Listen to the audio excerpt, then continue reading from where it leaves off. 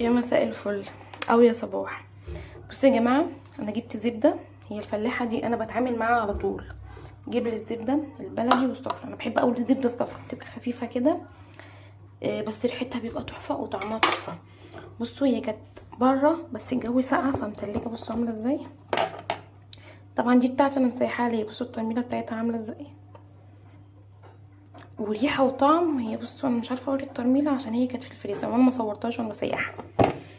ودي الصفرا. بصوا هفتح لكم واحده صفرا، دي كانت في الفريزر انا مسيحتش الكميه بتاعتي كلها، لا. ودي راحه الناس طالبين زبده بلدي بيضه. انا طلعت اهي من بتوعي. برضو البيضه ما سيحتهاش، هسيحها على رمضان ان شاء الله.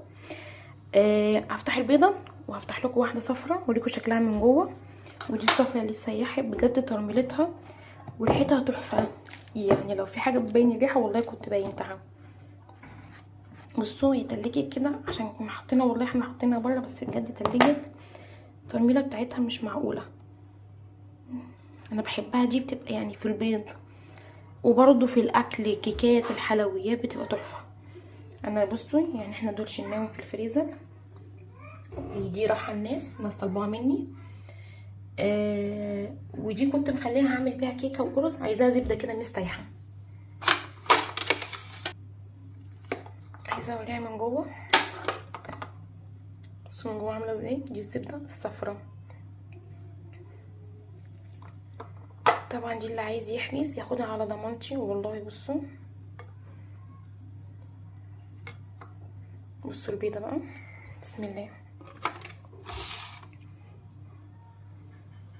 هي عشان كانت ماسكه قوي مش عارفه ليه مطلعاها حتى من التلاجة تفك بقى لها فتره. طبعا انا اساسا ماليش دعوه بالزبده، انا بجيبها عادي عشان شغلي عشان حاجه. بصوا بس اللي خلاني اصور يعني عادي، احنا بنجيب من واحده وعارفينها وبنجرب زبدتها. بس لما سالت على الاسعار بسمع ان الصفرة دي بصوا بكام. قالت مش عارفه 360 ولا 370. لا الصفرة مش عارفه 350 اللي هي الصفرة دي. انا ما اعرفش هي نفس الجوده ولا لا، بس دي بجد يعني اللي ياخدها على ضمانتي. 350. والبيضه مش عارفه 380. لا انا عايزه اقول لكم اسعار، يعني الست دي اسعارها تحفه. البيضه دي 280، الصفرة 280 اللي هي دي، بس بتاخديها زبده كده مش متسيحه. لو حد عايزني اسيحها له كمان اسيحها له، بس انا بجيب الكيلو واسيحه. والبيضه 325.